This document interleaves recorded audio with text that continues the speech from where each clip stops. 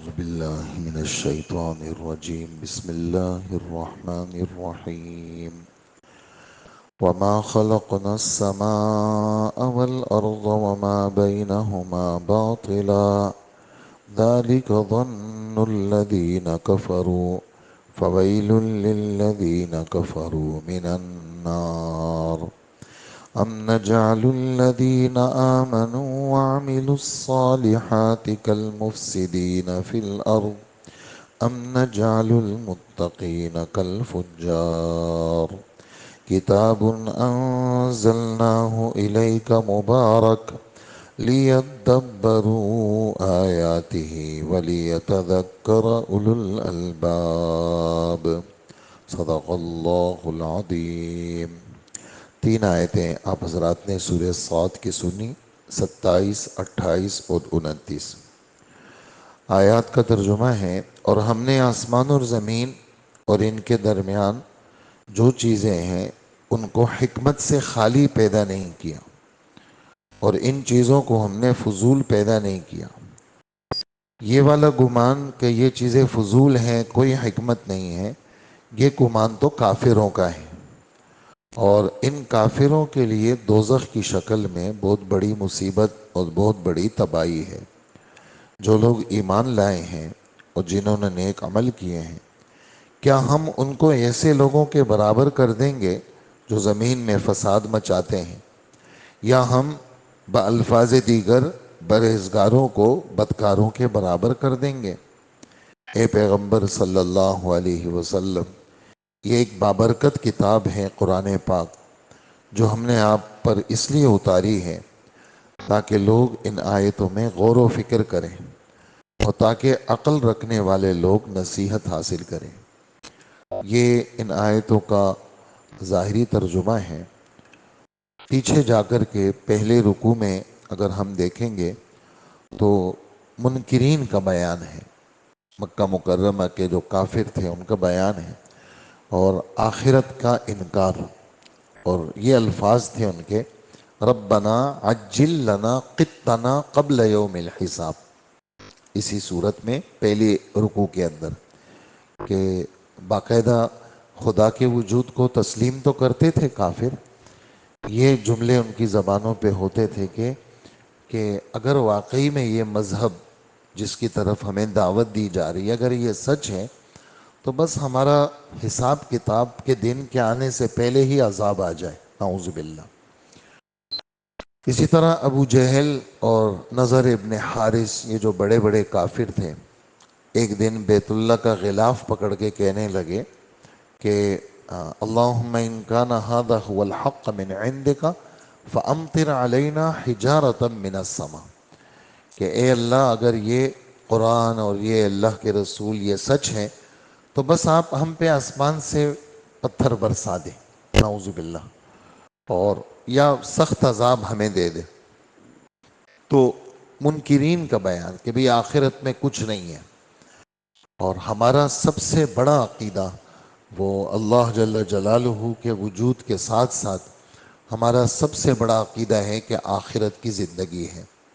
یہ جو زندگی ہمارے پاس ہے، یہ زندگی اور یہ پورا جو ہمارے رب نے ایک نظم بنایا ہے، کافروں کی سوچ کیا ہے، جا بجا قرآن پاک میں ان کی سوچوں کو، ان کے دل دماغ کو اللہ نے بیان کیا ہے کہ بس یہی دنیا کی زندگانی ہے، کوئی جی رہا ہے اور کوئی مر رہا ہے، کوئی پیدا ہو رہا ہے، بس نموت و نحیا وما نحن بمبعوثین، ہمیں دوبارہ نہیں اٹھایا جائے گا۔ اور اللہ پاک اس بات کو، یعنی آپ حضرات تلاوت کرتے ہوں گے یہ والی آیت جو میں نے ابھی پڑھی، یہ مختلف قرآن پاک کی صورتوں کے اندر یہ والی آیت ہے کہ بس یہ دنیاوی زندگانی ہے، آخرت نہیں ہے۔ اس بات کو ہمارے رب نے جا بجا سمجھائے ہیں، جیسے سورہ سجدہ آپ حضرات سنتے بھی ہیں اور پڑھتے بھی ہیں۔ اللہ پاک فرماتے ہیں افمن کان مؤمنا کمن کان فاسقا، بھلا جو آدمی مومن ہے اس کو ہم گناہگار کے برابر کر دیں؟ ایسا ہو سکتا ہے؟ پھر آگے خود جواب دیتے ہیں لا یستوون، یہ دونوں برابر نہیں ہو سکتے۔ اما الذین آمنوا وعملوا الصالحات فلہم جنات المأوی. بہرحال ایمان والے اور عمل والے ان کو تو جنت ملے گی. وَأَمَّا الَّذِينَ كَفَرُوا فَمَأْوَاهُمُ النَّارُ. وہ جو کافر ہیں ان کا ٹھکانہ دوزخ کا ہے. 29ویں پارے کی دوسری سورت کا دوسرا رکوع. 29واں پارہ دوسری سورت نون والقلم وما یسطرون. اس کی دوسرا رکوع جہاں سے شروع ہوتا ہے اللہ پاک فرماتے ہیں افنجعل المسلمین کالمجرمین ما لکم کیف تحکمون. مسلمانوں کو ہم مجرموں کے برابر کر دیں گے؟ کیا ہوا تمہیں؟ کیسے فیصلے کرتے ہو؟ یہ کوئی بات ہے کہ یہ دونوں نتیجے میں برابر ہوں گے اور ہم ایک ہی لاٹھی سے سب کو ہنکائیں گے؟ دنیا کا دستور ہے.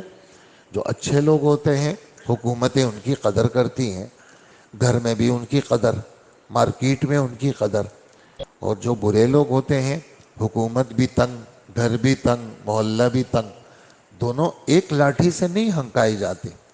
ایسے ہی جو آدمی نیک ہوگا، خدا کا پابند ہوگا، آخرت میں وہ اور گناہ گار دونوں برابر ہوں گے؟ ایسا نہیں ہوگا. تو یہ ہمارے رب کا انداز ہے. پیچھے منکرین کا بیان اور پھر حضرت داؤد علیہ السلام کا قصہ کہ نبی آپ صبر کیجئے اور ذرا ہمارے بندے کو تو یاد کیجئے. عبادت خانے کے اندر اچانک لوگ آ گئے اور انہوں نے اپنا فیصلہ پیش کیا، انہوں نے صبر کیا. آپ کے ساتھ بھی ایسے حالات آئیں گے، آپ نے بھی صبر کرنا ہے. اور پھر اے داؤد ہم نے آپ کو اپنا بادشاہ بنائے ہیں، آپ نے انصاف کے ساتھ چلنا ہے.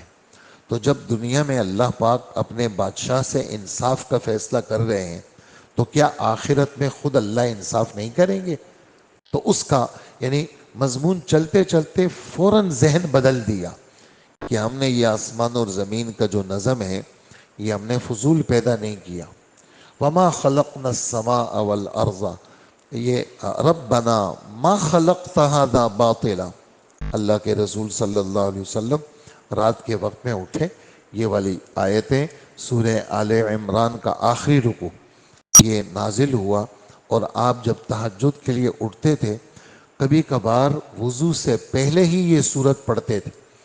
اور اس سورت کے اندر یہ والا جملہ ہے کہ آسمان اور زمین کی پیدائش میں اور یہ دن رات کے آنے جانے میں بڑی نشانیاں ہیں، لیکن بے وقوفوں کے لیے نہیں، سمجھداروں کے لیے.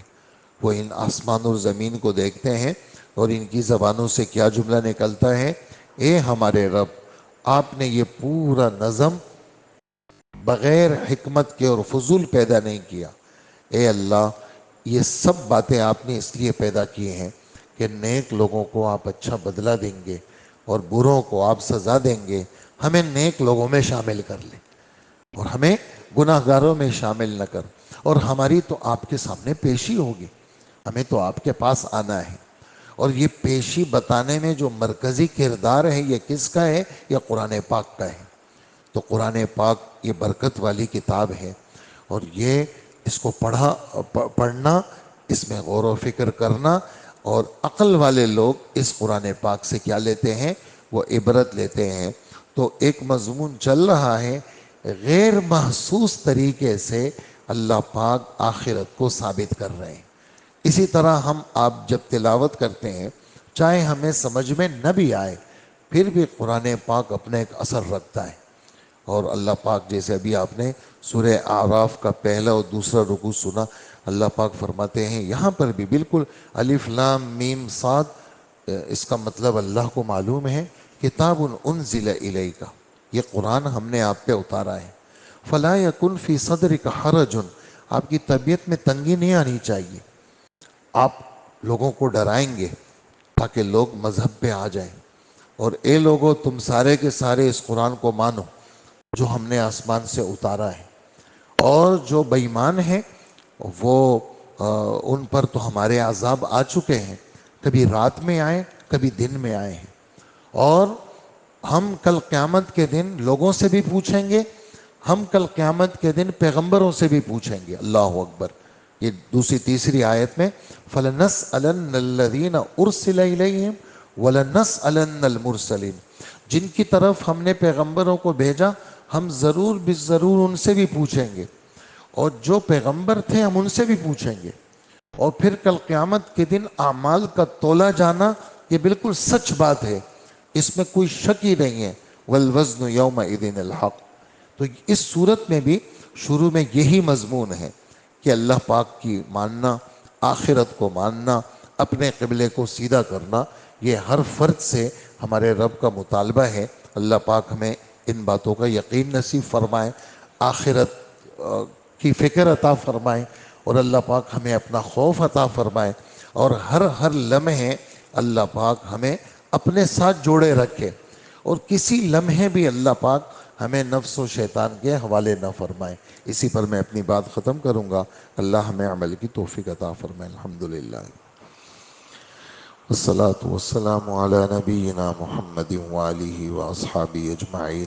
اللهم فاطر السماوات والأرض عالم الغيب والشهادة رب كل شيء ومليكا، نشهد أن لا إله إلا أنت، نعوذ بك من شرور أنفسنا ومن شر الشيطان وشركه، وأن نقترف على أنفسنا من سوء او نجرہ الی مسلم۔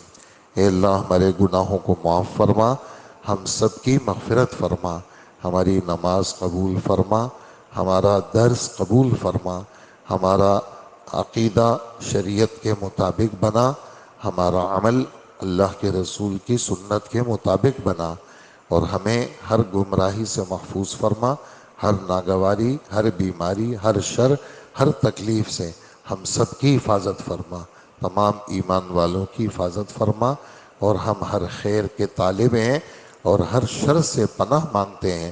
اللہ ہماری دعائیں قبول فرما۔ وصلی اللہ وسلم علی نبینا محمد وآلہ واصحابہ وامتہ اجمعین، آمین برحمتک یا ارحم الراحمین۔